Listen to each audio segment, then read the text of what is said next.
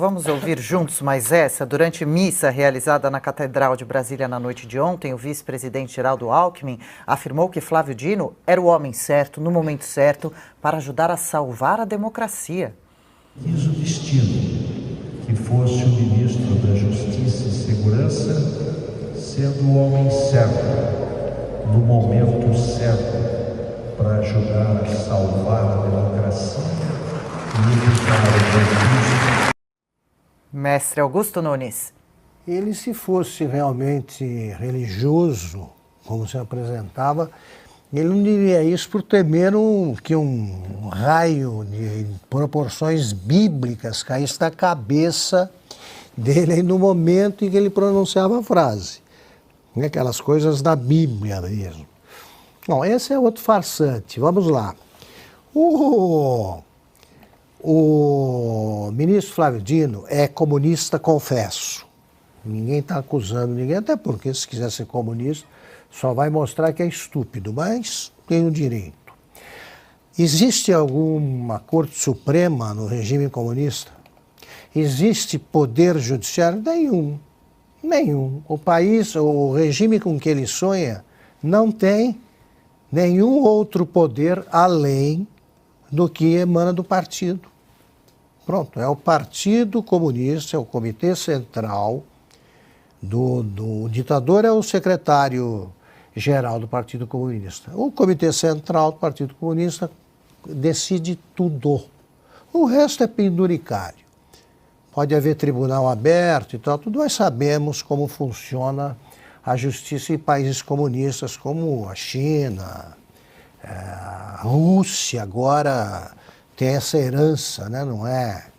Não é formalmente um país comunista, mas herdou os métodos do comunismo. Então ele está falando sobre um poder, sobre poderes que ele desdenha. Sinceramente, ele acha que não tem a menor importância. Agora, o Toffoli, esse tem direito aí a dizer qualquer bobagem, porque elas explicam porque ele foi 2 vezes reprovado na tentativa de ingresso no Judiciário Paulista. Não pode ser juiz em Taquaritinga, diz bobagens no exterior. Em Portugal, por exemplo, ele diz que o Supremo exercia o papel de poder moderador. Moderador. Age bem moderadamente o nosso Alexandre de Moraes. Então, cumprindo a minha promessa, que eu vou contrapor a essas besteiras o que disse o professor Alexandre de Moraes. Ele lembra que, artigo 1º da Constituição, todo poder emana do povo em seu nome exercido por representantes eleitos ou diretamente. Nenhum desses aí foi eleito. Teve o voto de um presidente da República interessado em pagar algum favor, tá, ou prender a pessoa, o novo ministro, a algum compromisso, né, um dever de gratidão. O artigo 2º da Constituição, estou lendo o livro Direito Constitucional de Alexandre de Moraes.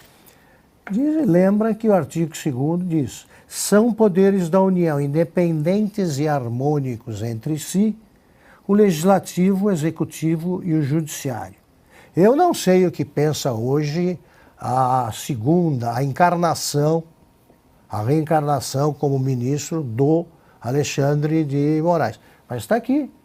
O livro não foi renegado. Então eu convido o Flávio Dino a ler Origem da Teoria da Separação de Poderes, para aprender com o antigo Alexandre de Moraes, que, aliás, deveria rever esse livro também para fazer alguma declaração sobre esse absurdo que acaba de ser dito pelo Flávio Dino.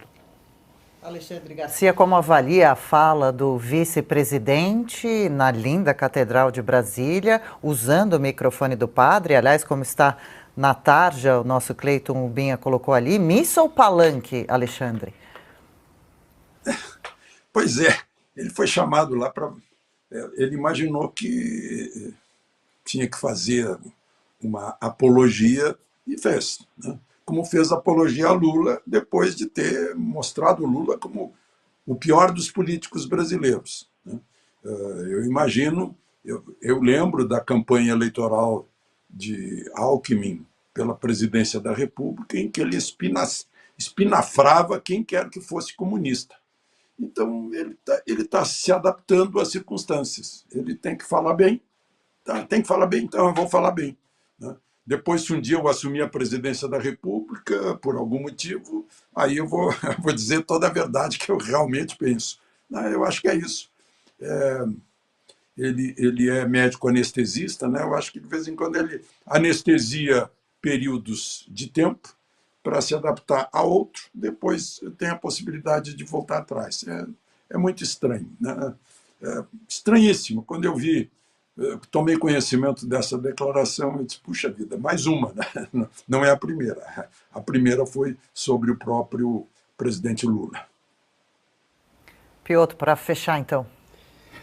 Eu falo de recato aqui, a ausência de recato, nesse caso de Geraldo Alckmin, ofendeu a liturgia da missa. Porque eu confesso, eu sou católico, apostólico romano, eu fui muito a missas e conheci padres assim, alguns padres mais ativos, duros, assim, que lutavam por igualdade, discursos. Mas quando tinha, por exemplo, alguma missa de homenagem a alguém, vai, por exemplo, num casamento. Naquele momento, é uma celebração, uma união de pessoas, e aí o padre faz uma referência quando é muito amigo da família, o noivo, a noiva, né? Esse tipo de coisa. No interior é muito comum esse tipo de situação. Quando ainda é também um outro tipo de... O padre, às vezes, conecta alguma coisa da liturgia da missa, alguma leitura especial, alguma coisa do evangelho, com o acontecimento. Ainda assim, ele toma o cuidado litúrgico de conectar aquele momento a alguma coisa que está na missa. Essa declaração de Geraldo Alckmin, o vice-presidente, não tem absolutamente nada a ver. Primeiro porque ele não é o padre, então ele não tem o direito de fazer isso aí. Se ele subiu lá para fazer uma leitura dentro da liturgia, e depois a leitura fez isso, bom, atravessou. Não deveria tê-lo feito.